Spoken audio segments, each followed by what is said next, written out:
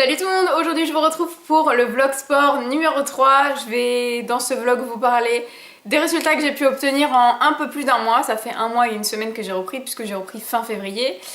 Et je vais aussi vous parler de quelques techniques pour vous aider à vous affiner parce que c'est des questions qui sont beaucoup revenues sous mon ancien vlog. J'ai aussi des petites choses alimentaires qui sont très peu caloriques et qui sont super bonnes et qui changent beaucoup. Ce n'est pas des galettes de riz etc comme on peut voir partout parce que ça je m'en suis lassée. Donc je commence tout de suite avec les résultats. Niveau poids, je n'ai strictement rien perdu et je suis assez contente. Si vous n'avez pas vu mes anciens vlogs sport, allez les voir parce que sinon vous n'allez pas comprendre pourquoi je dis que je suis contente de ne pas avoir perdu de poids. Et je vais quand même faire un petit rappel. Donc en fait j'ai repris le sport mais je ne voulais absolument pas m'affiner puisque je suis bien dans mon corps actuellement. Je voulais simplement faire ressortir mes muscles, être beaucoup plus tonique etc. Et donc je suis contente parce que ça fait un mois que j'ai repris le sport et d'habitude je perds très rapidement. Et là j'ai rien perdu puisque je prends de la whey et que ça m'aide beaucoup. Je vous renvoie à mon deuxième vlog sport si vous voulez savoir un peu ce qu'est la whey et ce que ça peut m'apporter.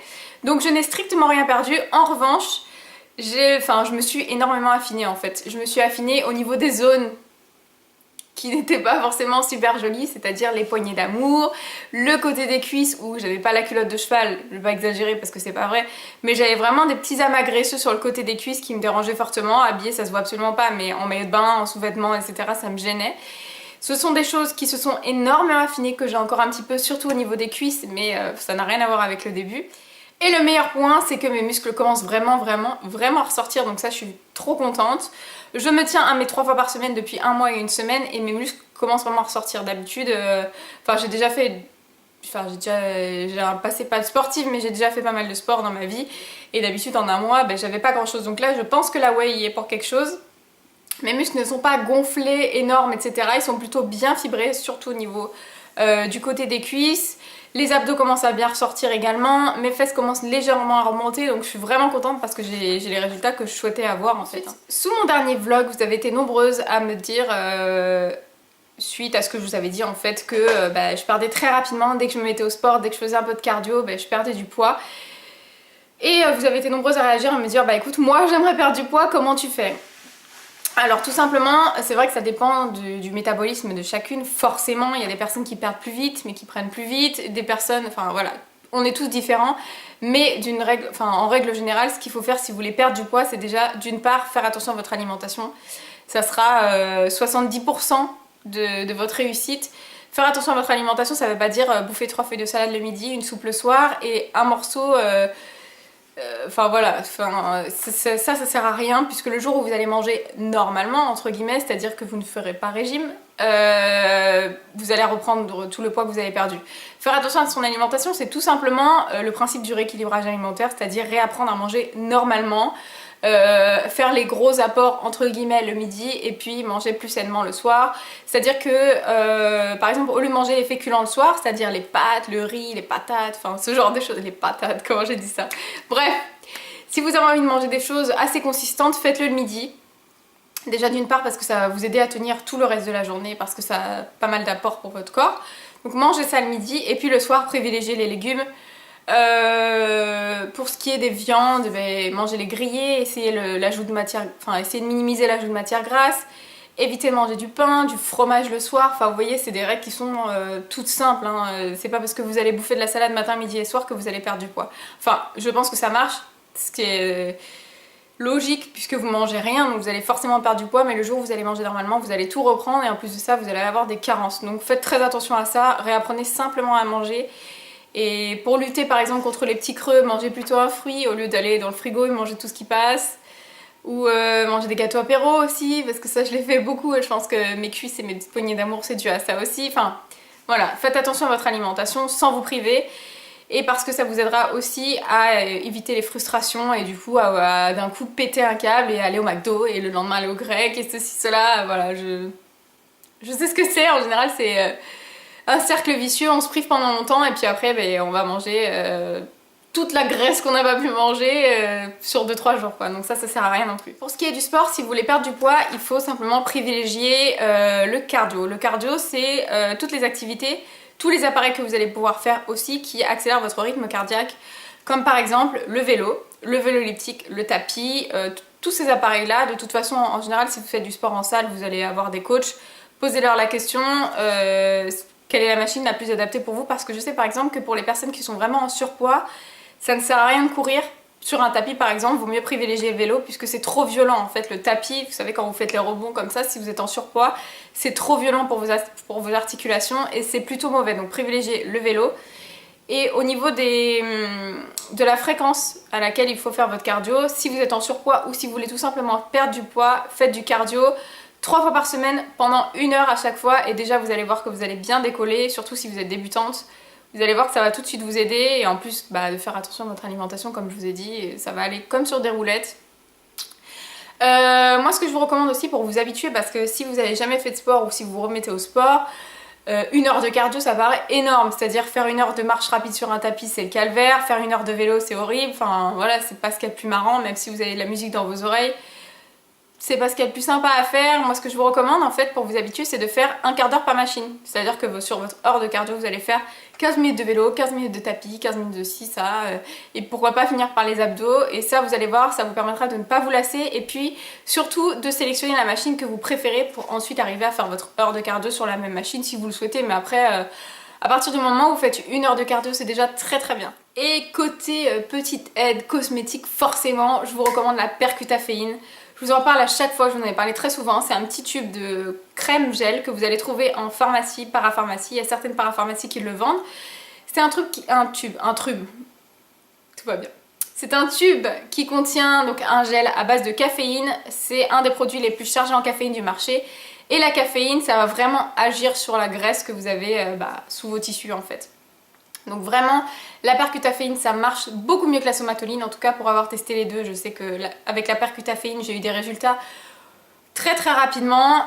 Si vous êtes régulière vous aurez des résultats. En plus c'est pas cher du tout, le tube est à 9 € je crois, entre 9, 10, 11 € suivant l'endroit où vous allez le trouver. Il faut vraiment être régulière, c'est-à-dire que la Percutaféine c'est un gel qu'il faut appliquer sur vos zones rebelles, graisseuses, donc ça peut être les bras, ça peut être les cuisses, ça peut être les poignées d'amour, ça peut être le ventre, tout ce que vous voulez. Vous l'appliquez sur toutes vos zones en faisant un massage assez énergique 2 fois par jour, le matin et le soir, et vous allez voir, vous allez avoir des résultats de ouf.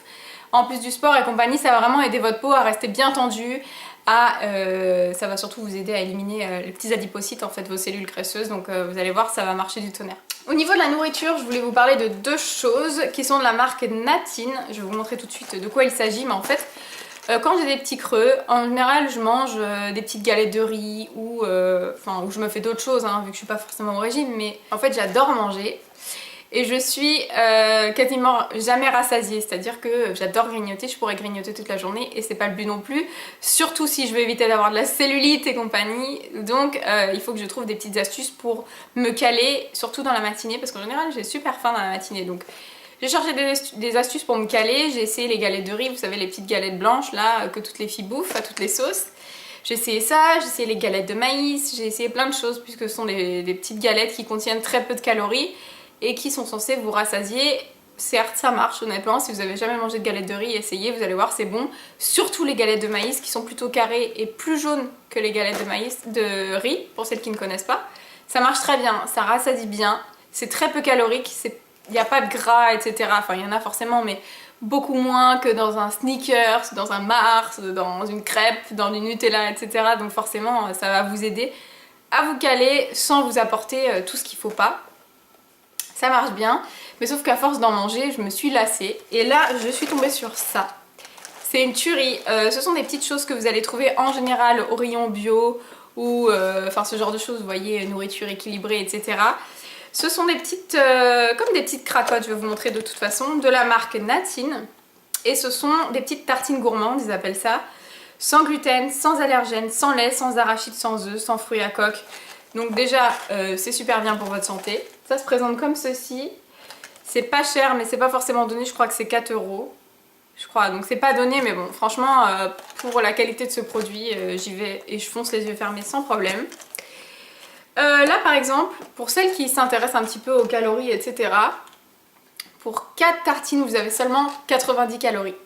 C'est rien du tout, c'est-à-dire que pour vous donner une petite idée, pour celles qui ne s'y intéressent pas forcément, toutes les barres de céréales, là, vous savez les petites barres de céréales que ce soit Special K ou d'autres marques, en général c'est minimum 80 calories la barre.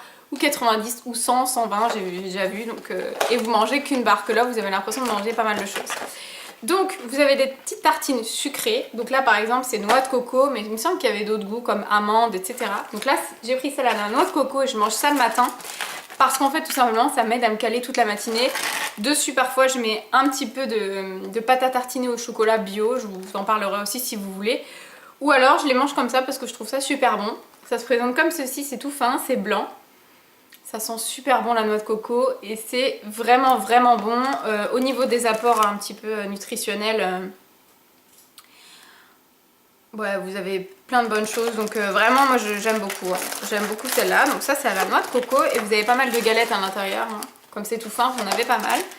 Et surtout celles-ci qui sont trop bonnes. Et comme j'évite de manger du pain parce que d'une part je le digère mal, en plus ça me fait gonfler, etc. Donc comme j'évite de manger du pain, j'essaye de trouver un substitut autre que les galettes de riz, toujours.